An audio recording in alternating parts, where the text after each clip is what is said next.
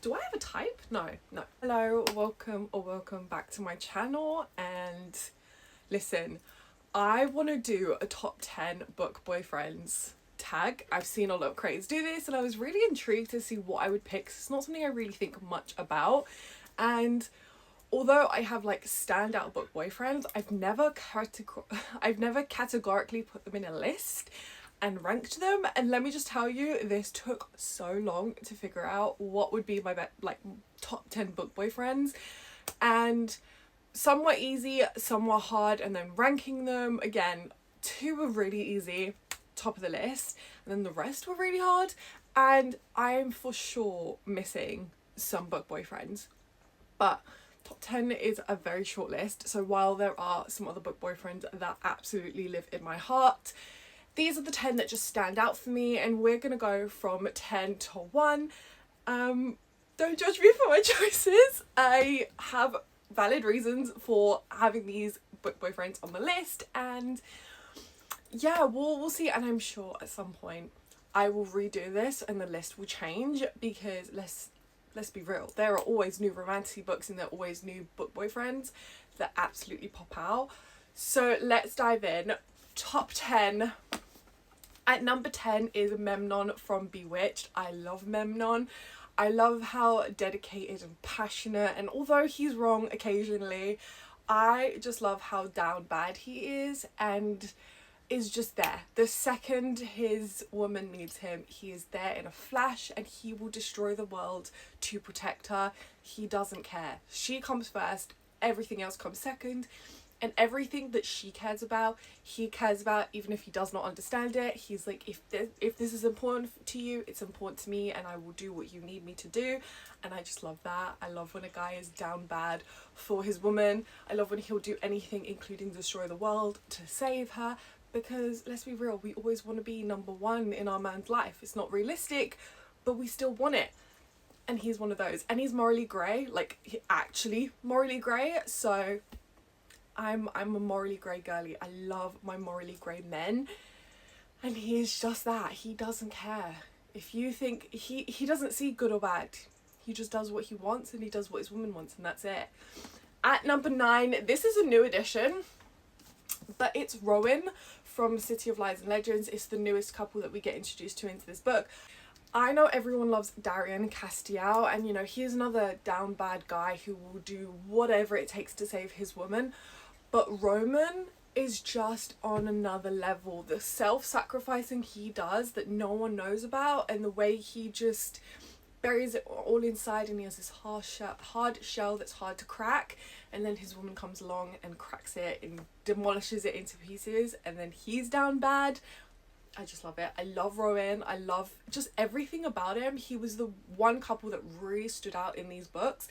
And although I like Darian and, you know, his couple, I prefer Rowan. I just think Rowan is just, he does stuff that no one knows about, and it's starting to come to light. He will protect his family at all costs, and he will protect his woman at all costs. He may have been in denial for a while, but when it comes to light and he realizes he's fucking up, he fixes it. And I'm obsessed. I love it so much, and I just love his dark demeanor. He may not be morally grey, but I love his demeanor. I love everything about him, and he just had to make it on the list because he really, really stood out to me when I picked up this book.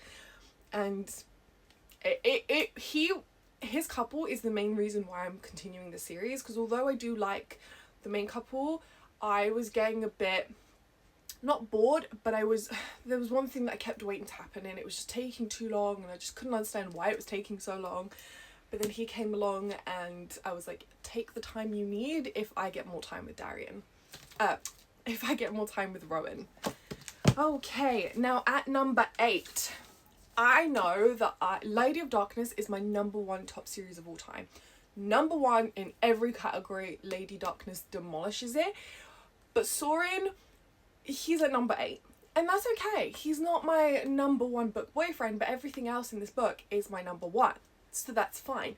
But he's not a really standout book boyfriend to me, although the words he utters and the way he just reaches into the darkness to pull his lady back into the light. Oh, he just absolutely captivates my heart. He is just someone who, the words he utters and the way he utters them is, first of all, so relatable, and second of all, just soul destroying. And again, there is not a thing he won't do for his lady. He is like down bad. He will light up the world to pull her out of the darkness, and he's just along for the ride, and I absolutely love him for that. So although he is a top 8, this entire book is top 1 for me, and I love Soren. This does not say that I don't love Soren. I absolutely love Soren, and I just love how he gets better and better with every book.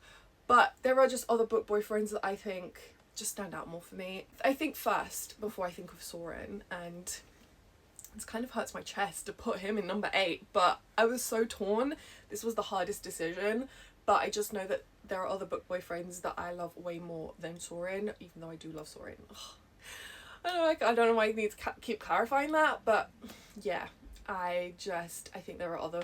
Do you know who actually stands out more than Soren that I absolutely adore? He's not Reeve. His name is not Reeve. My god, I really need to reread this book. He comes out, he's very vivid in book 5, and I forgot his name, but he is a more pigmented, he is a more standout book boyfriend than Soren, and I just have reasons for that because I just love the way his demeanour is. For me, it all comes to demeanour. It's what speaks out to me, and the guy in number 5, I just love his demeanour, and he's nonchalant, but he's like dying inside. I just love it. I have issues clearly, but I love it. Now at number 7 is Samikyo from the Book of Azrael. Again, a really hard one to place because I love Samikyo, but I don't know, I was torn between putting this in number 6 or number 7. I'm still torn, but I just think number 6 and number 7 are so similar, the way they will just destroy the world, and they don't care about the world until like their lady is number 1, and he will right every wrong that's done on his lady's behalf before he does anything else, and they're just so down bad. And maybe I should just do these together. So number 6 and number 7, the Book of Azrael and Guild. I think you all know why I'm picking Guild, because the way Slade behaves in Goldfinch, like, just rip out my chest and give me a new heart, because I was soul destroyed after reading what he was doing when something was happening, and how he was just righting wrongs, and he was just like I don't want to spoil it, but if you've read Goldfinch, you know the scenes I'm talking about, and just what Slade does on behalf of Oren. Is that a spoiler? Oh lord. But just the way he behaves when things are happening, and how he is just dying on the inside, but his first thought is always of his woman, and making sure that everything that's been... you know, if you've read Goldfinch, you know already. I will not spoil it because it was my favourite. Just extra scenes. It may not have anything to do with the plot, but it was just that extra mile, and it just really spoke to Slade's character, and how after everything that's happened to this character, she has one person that has always got her back, and I just love it. And that's really the same for Samikyo, although he doesn't do it in the same way. I'm sure he definitely would, and I love how they're just unapologetically whipped by their women, and they don't care. They're like, you can judge me, but no one comes first, no one is more important to me, and they just don't judge their women. They're just their biggest supporters, and I freaking love that so damn much. Now at number 5, again, this one's really hard to put. I don't know if this list is going to keep chopping and changing, so I'm just sticking to what I've done. Caden from Fear the Flames. Again, another man who is down bad, but I just love his... God, this is just going to be very repetitive. I clearly have a type. Tall, handsome, ferocious, warrior-like, and whipped by their women. But it's just how he never judges her. He is her biggest supporter. He'll do anything she needs, and he just wants to protect her. He wants to do what's right for her while also not stopping her from doing what she needs to do, and just letting her be the woman she wants to be, and just being behind her every step of the way. And I freaking love that so much. He really stands out as a book boyfriend in Wrath of the Dragons. He's a completely different man. The way he is just like completely for her, and so patient and so attentive. He realizes things about her that she's not mentioned, but he's just put the pieces together because he is so attentive to her needs, to what she grew up like, and just never diminishing her. And I love that. I love that he doesn't feel the need to diminish her or stop her from doing what she needs to do, and just helping her train, helping her get stronger. And although he does have that protective instincts where he does want to hide her away, he doesn't follow through with that, because he knows, not from her telling him, that she needs this, and the way she grew up with everyone always telling her what to do and hiding her away, that he needs to do better, and he needs to be better for her and let her have room to breathe and become who she needs to be, and just be her guiding light. And no guy can do that better than Caden did. Now, the one I'm really excited about, number 4, is Zariev from Terror at the Gates. Oh my lord, I love Zariev. The silent yearning that he goes through that we have no idea about until things start to develop. I am just like another guy that's down bad, that just is just there to be a silent provider. No matter if they are aware of it or not, he's always there. He's runs to her when anything is wrong, and just makes sure that everything's okay and that she's okay, and just does the best he can, even though she's not aware that he is silently dying inside, because he's yearning so bad. If you want yearning, Terror at the Gates, he's done it for so long, and it's just heartbreaking. Like, he never let that get in the way of him doing what he needs to do to protect her, to make sure that she's okay. I want to reread this so bad, because I'm just thinking about it and I'm just like, I want to relive that. I want to be back with him, and I want to like, he lets her make her own decisions, and he protects her, and although he struggles with it, he still does it. And Zariev is like one of the best book boyfriends, and I love yearning. I really love yearning, and this has it. Number 3, from Blood and Ash, Castiel. Now, I've added him as number 3 because I absolutely loved Castiel when I first read From Blood and Ash years ago, and I just feel, for nostalgia's sake, he needs to be number 3, because the way I love this man knows no bounds. When I first read this book, I could not get enough. I wanted to be right there next to him so I could just watch him do everything he does in 3D. I am obsessed with him, and I have been obsessed with him. And of course, since I read this book, there are better romantasies, there are better book boyfriends-ish, but Castiel would just have to always be number 3 for me, for nostalgia's sake, and just being one of the first book boyfriends that I became completely obsessed with. And I love how he is with Poppy, and he is like the captain of being whipped by their woman. If anyone was going to lead these men, it was going to be Castiel. He's just like, he doesn't care that what's going to happen could potentially be dangerous. If that's what she needs, he's going to do it. He doesn't care about anyone else, and he's just like, he's the first book boyfriend, one of the first book boyfriends that I just became obsessed with. And he had to be on this list, no matter if he is. No, I still have room in my heart for Castiel. I will always have room for my heart for Castiel, because it's just year after year I still become obsessed. This may not be the best written for romantasies, and there may be issues with these books, but I will always reread them, and I will never get rid of them, just because of how much I love, first of all, these characters, the world, and the whole dynamic of everything, but especially with Castiel. I love him. I don't know how much I need to reiterate that, but I love Castiel, and I always will. Now, number 2.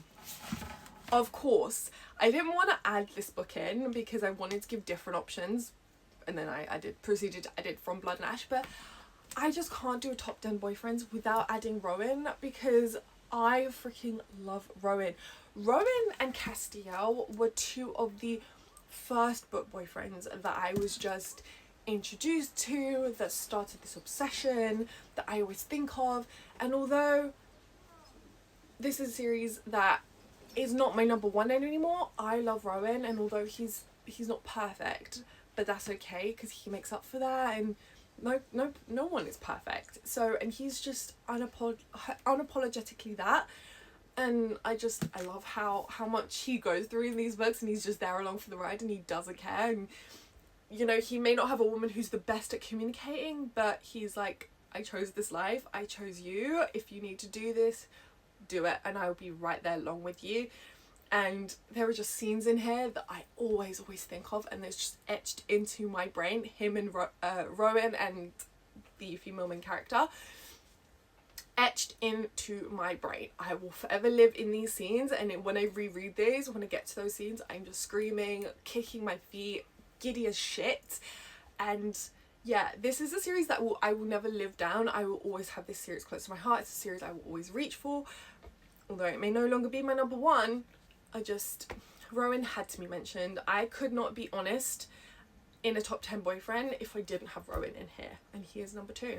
Now number one I'm so excited about, and it's just like he is the standout, he is the pinnacle of book boyfriends, and it is Aaron from the Dressage Heir. I could not have a top 10 book boyfriends without adding this book, because it's my top 3 books of all time. It's my number 1 book boyfriend. It's my number 1 favorite duology. Aaron, listen, you may need to work hard in this book, but Aaron does it right, and in the end he completely broke me apart and put me back together. Because if any man was going to tell me this, that's it. I'm destroyed. I'm yours. You can have me. I don't care. You may not be the perfect man, but you're my perfect man. And Aaron is just perfection. Yes, is he another white-haired male main character? Do I have a type? No. Most of these are brunettes. Aaron, listen, you have to read this duology. This is the pinnacle of enemies to lovers. It's the pinnacle of yearning. It's the pinnacle of adventure and rebellion and emotional devastation. And this duology just does it right. And when you get to the Dressage Crown, I just want to say I am sorry, but it's okay. It's gonna be okay, and I have faith that it's gonna be okay. But every time I think of that ending, I just want to ugly sob into my pillow and never rise from my bed again. Because what do you mean? That's, first of all, that's the way it ended, and second of all, this man, just, what a man, what a man. I don't want to spoil it, but please give this duology a chance, because if you want a new book boyfriend that you're going to be absolutely obsessed with, he is the one. He's not perfect in these books, but he makes up for it, and he's just the roller coaster ride, the up and down that you have, just does, you're on the edge of your seat every step of the way, and I'm completely obsessed with it. That's all I have to say. I just, close to my heart, etched into my soul, ingrained in my brain. That's what these books do to me. Well, that is it. That is my top 10 book boyfriends of all time. Now, there are some that are indoctrinated into the list. They are never moving, but I'm sure there is room for some of these books to either move up or be kicked out. I don't know. You never know with the books we read. But thank you for watching to the end. I hope you liked this video. Please like, comment, subscribe. Tell me, what are your top 5 book boyfriends of all time. Maybe I'll discover some new romantasy books to pick up, and I'll see you in the next one. Bye.